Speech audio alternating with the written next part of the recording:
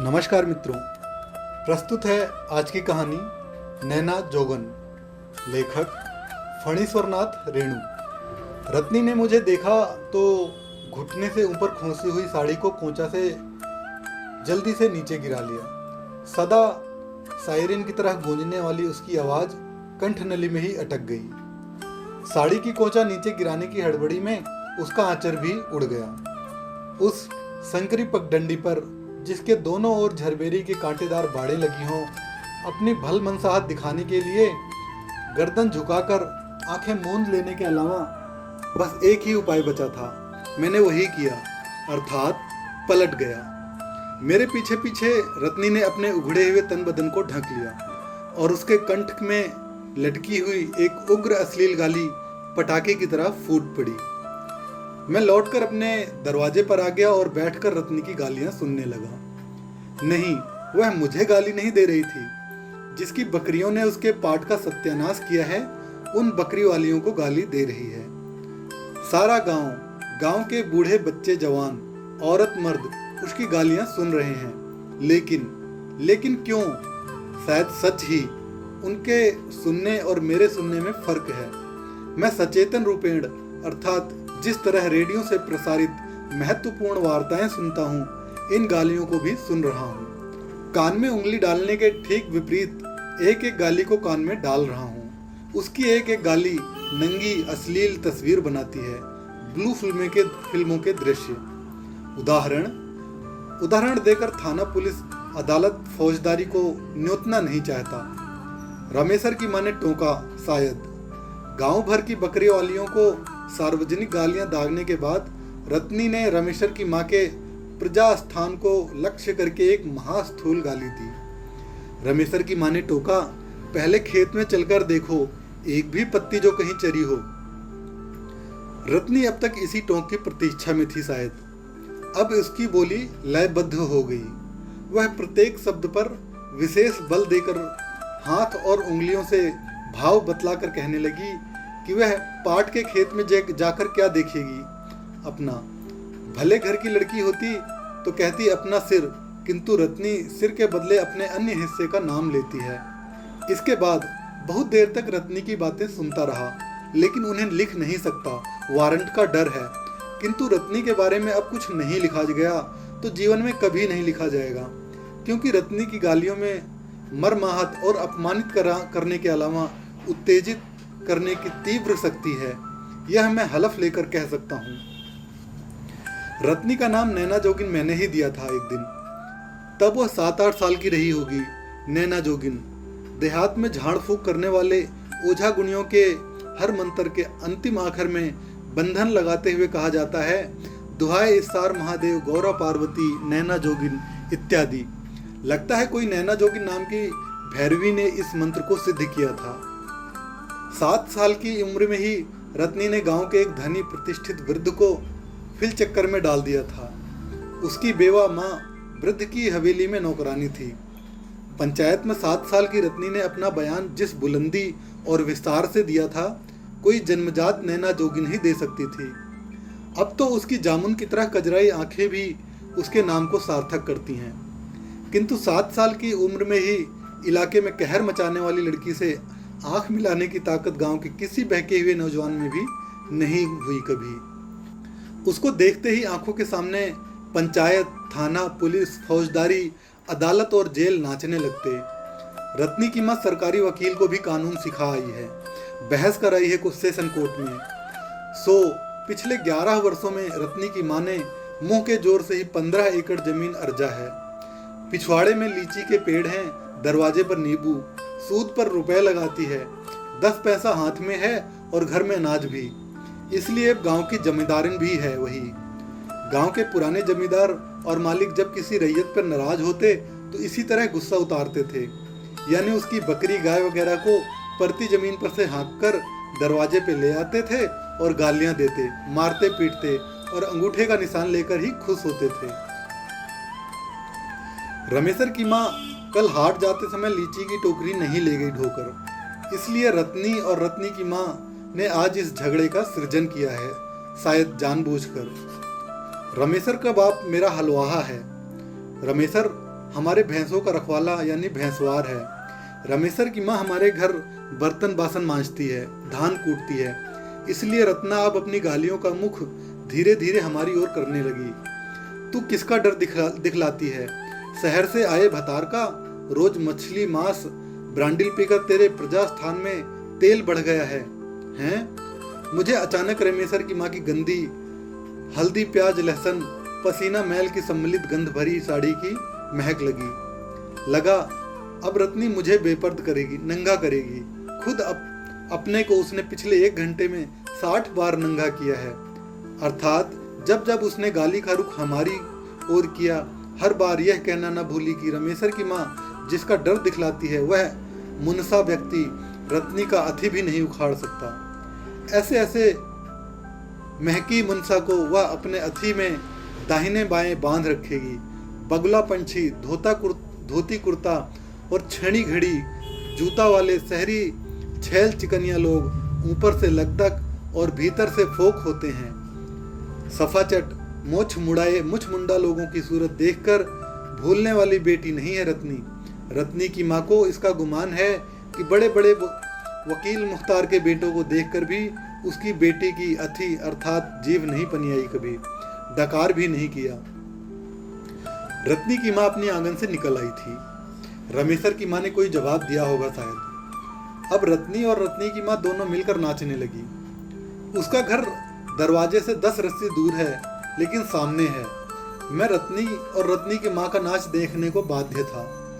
रत्नी की काव्य प्रतिभा ने मुझे अचंभे में डाल दिया। उसकी टटकी और तुरंत रची हुई पंक्तियों में वह सब कुछ था जो कविता में होता है। बिंब, प्रतीक, व्यंग तथा गद्य। बतौर बानगी अटना का साहब पटना की मेम, रात खाए मुर्गी और सुबह करे नेम। तेरा झुमका और नथिया और साबुन महकौआ, तू पान में खाए जर्दा नखलौआ। रत्नी और रत्नी की माँ की यह काव्य नाटिका समाप्त हुई तो मैंने दरवाजे पर बैठे गांव के 2-3 नौजवानों की ओर देखा। मेरा चेहरा तमतमाया हुआ था, किंतु वे निर्विकार और निर्मल मुद्रा में थे। परिवार तथा पट्टीदार के मर्द पुरुषों की ओर देखा। वे पान चबा रहे थे, हुक्का गुड़गुड़ा रहे थे। लगता था इन लोगों ने रत्नी की गालियां सुनी ही नहीं। मैंने जब भोजन के समय बात चलाई तो परिवार के एक व्यक्ति ने, जिन्हें शहर के नाम से ही जड़ैया बुखार धर दबाता है, हंसकर कहा, शहर से आने के बाद आप कुछ दिन तक ऐसी असभ्यता ही करेंगे, यह हमें मालूम है। इन छोटे लोगों की गाली पर इस तरह ध्यान कोई भल मानुस नहीं देता। इस तरह गालियों के अर्थ को प्याज के छिलके की तरह उतार कर समझने का क्या मतलब? शहर में क्या औरतें गाली नहीं देती? अजब इंसाफ है। गाली सुनकर समझना अन्याय है, असभ्यता है। मन में मैल है मेरे। अश्लील और घिनौने मुकदमे के कारण रत्नी की बदनामी बचपन से ही फैलती गई। जवान हुई तो बदनामियां भी जवान हुई। फलतः गांव के हिसाब से पक जाने पर भी कोई दूल्हा नहीं मिला। मिलता भी तो घर जमाई होकर नहीं रहना चाहता था। 2 साल हुए। निमोछिया जवान ना जाने किस गांव से आया सांझ में और रात में भात खाने के लिए घर के अंदर गया तो रत्नी की माँ ने एक हाथ में सिंदूर की पुड़िया और दूसरे हाथ में फरसा लेकर खड़ी हो गई। छदोड़ी की सींत में सिंदूर डालो, नहीं तो अभी हल्ला करती हूँ, घर में चोर घुस आया है। तो सिंकिया नौजवान जो हर सुबह को शीशम की कोमल पत्तियां तोड़कर ले जाता है, वही है रत्नी का रतन धन। पूछताछ करने पर पता चला कि हाल ही में एक रात को रत्नी ने इसको लात से मारा। घर से निकाल कर चिल्लाने लगी। पूछे कोई इससे कि इतना दूध, मलाई, दही, मांस, मछली, कबूतर, तिस पर धात पुष्टई दवा, तो अलान ढेकान खाकर भी जिस मर्द को आधी रात को हंफनी शुरू हो, उसका क्या कहा जाए।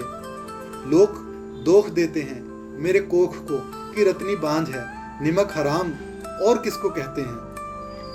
मैं अब इसे मानसिक विकार मानने लगा हूँ। अब तक सामाजिक समझ रहा था कि छोटी जात की औरत गांव की मालकिन हुई है। नहीं, सामाजिक भी है। मेरे पट्टीदार के एक भाई ने कहा कि कोई उसका क्या बिगाड़ सकता है। गांव के सभी किस्म के चोर अर्थात लतीपति, सिन्ना जोर दिन डूबते ही उसके आंगन में जमा हो जाते हैं। इलाके का मशहूर डकैत परमेसरा रत्नी की बात पर उठता बैठता है। मुखिया और सरपंच रत्नी की माँ के खिलाफ चू भी नहीं कर सकते। रत्नी की माँ से कोई रार मोल नहीं लेना चाहता, इसलिए दिन भर गांव के हर टोले में दोनों घूम घूम कर झगड़ा करती फिरती हैं।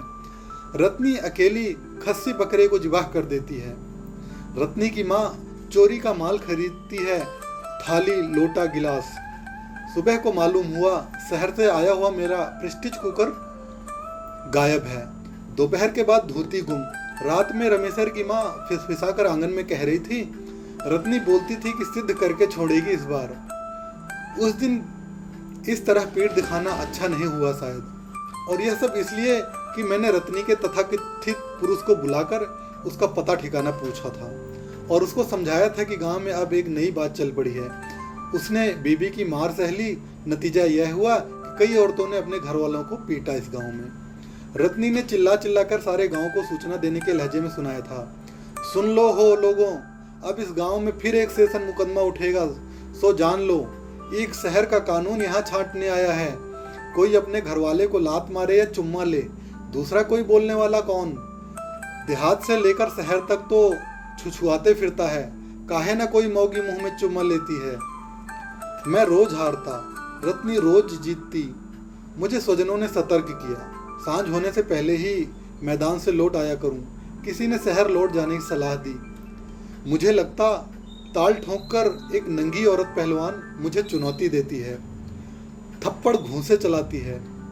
भागूंगा तो गांव की सीमा के बाहर तक पीछे पीछे फटा कनस्तर पीटती और बकरे की तरह बों बों करती जाएगी। गांव भर के लोग तालियां बजाकर हंसेंगे। मुझे हथियार डाल देना चाहिए। एक औरत सो भी ऐसी औरत से टकराना बुद्धिमानी नहीं। एक सप्ताह तक चोरी चपाटी करवाने के बाद एक नया उत्पात शुरू किया। रात भर हमारे दरवाजे और आंगन में हड्डियों की बरखा होती। नंगी औरत ताल ठोंक कर ललकार रही है, मर्द का बेटा है तो मैदान में आ। मैदान में मुझे उतरना ही पड़ा। रात में नींद खुली। दरवाजे के सामने जो नया बाग हम लोगों ने लगाया है उसमें भैंस का बच्चा घुस गया है शायद। मैं धीरे धीरे बाड़े के पास गया। अमलतास के कोमल पौधे को तोड़कर गुलमोहर की ओर बढ़ते हुए हाथ को मैंने खप्प से पकड़ा। कलम घिसाई के बावजूद पंजे की पकड़ में अब तक हम बचा हुआ था। क्यों? मैंने धीरे से पूछा। छोड़िए, उसने भी उसी अंदाज में जवाब दिया। क्यों तोड़ा है? क्या मिला? क्यों तोड़ा? तो क्या कर लीजिएगा? मैं लोगों को पुकारता हूँ, खुद ही फंस जाइएगा। हाथ छोड़िए, फंसा कर देखो, मैं नहीं डरता हूँ। क्या चाहते हैं आप? मैं जानना चाहता हूँ कि तुम इस तरह मेरे पीछे क्यों पड़ी हो? इस पौधे को क्यों तोड़ा है? वह तो पौधा ही है, जी तो आपको ही तोड़ देने को करता है। हाथ छोड़िए। मैंने देखा उसकी कनपटी पर एक सांप का फण नहीं, भाला, बरछे की फली। मैंने हाथ छोड़ दिया। वह भागी नहीं, खड़ी रही। मुझे चुप और अवाक देखकर बोली, चिल्लाऊं? कोढ़ी डरावे थूक से। रत्नी हंसी। तारों की रोशनी में उसकी हंसी झिलमिलाई। जाइए, थोड़ा ब्रांडी और चढ़ाइए। तुम नैना जोगिन? हाँ, नैना जोगिन। मैं नैना जोगिन ही हूँ। तब माधो बाबू, अब रत्नी करीब सटाई। मेरा क्या कसूर है जो 12 साल के वनवास मेरा क्या कसूर है जो 12 साल से वनवास दिए हुए हैं? मेरा क्या कसूर है जो 12 साल से वनवास दिए हुए हैं आप लोग? उस बूढ़े को करनी का फल चखाया तो क्या बेजा किया? मैं उस समय उसकी पोती की उम्र की थी। सो आप लोगों ने खासकर आप दोनों भाइयों ने हम लोगों को रंडी से भी बदतर कर दिया। आखिर आपके जन्म के दिन रत्नी की माँ ही सौर घर में थी। 5 साल तक आप रत्नी की माँ की गोद और आंचल में रहे और आपकी आंख में जरा भी पानी नहीं। मैं जवान हुई, आप लोगों ने आंख उठाकर कभी देखा नहीं कि आखिर गांव घर की एक लड़की ऐसी जवान हो गई और शादी क्यों नहीं होती? अब इस बार आए हैं तो कभी आपके मन में यह नहीं हुआ कि रत्नी की शादी हुए 2.5 साल हो रहे हैं और रत्नी को कोई बच्चा क्यों ना हुआ? अटना पटना, दिल्ली दरभंगा में आपके इतने डॉक्टर ने जान पहचान के हैं। आखिर रत्नी की माँ का दूध साल भर तक पिया है आपने। रत्नी की माँ को बहुत दिन तक आपने माँ कहा था, लोगों को याद है, दूध का भी एक संबंध होता है। मैंने कहा, रत्नी, रमेसर जाग रहा है, मैं कुछ नहीं समझता, तुम जाओ, कोई देख लेगा। देख कर क्या कर लेगा? रत्नी ने बेलाग बेलौस एक अश्लील बात अंधेरे में आग की तरह उछाल दी। देखकर आपका अथी और मेरा अथी उखाड़ लेगा। बोलिए, मैं पापिन हूँ, अछूत हूँ, रंडी हूँ, जो भी हूँ, आपकी हवेली में पली हूँ। तकदीर का फेर माधव बाबू, रत्नी नाम भी आपके बाबूजी का दिया है, आपने उसको बिगाड़ कर नैना जोगिन दिया। किस कसूर पर? आप लोगों का क्या बिगाड़ा था रत्नी की माँ ने, जो इस तरह बोलचाल उठ बैठ एकदम बंद? मैंने धीरे से कहा, ऐसे गांव में अब कोई भला आदमी कैसे रह सकता है? लगा नागिन को कोई ठेस लगी, फुफकार उठी। भला आदमी? भला आदमी? भला आदमी को सींग पूंछ होता है क्या? नहीं होता। इसीलिए सींग पूंछ, जानवर, औरत मर्द, नंगे, बेपर्द, अंधकार, प्रकाश, गुर्राहट, आंखों की चमक, बड़े बड़े नाखून, बिल्ली, सिवा, गृद्धसया, योनिस्या, भगिनी, भोगिनी, महांकुश स्वरूप, छिन्न मस्ता, अट्ठहास। अट्ठहास सुनकर चौंका। रत्नी कहाँ है? वह तो साक्षात नील सरस्वती थी। इस बार गांव के आसपास यह खबर बहुत तेजी से फैली कि नैना जोगिन का जोग माधो बाबू पर खूब ठिकाने लगा है। रमेसर की माँ को एक दिन खोई हुई चीजें टोकरी में मिली, घर में ही।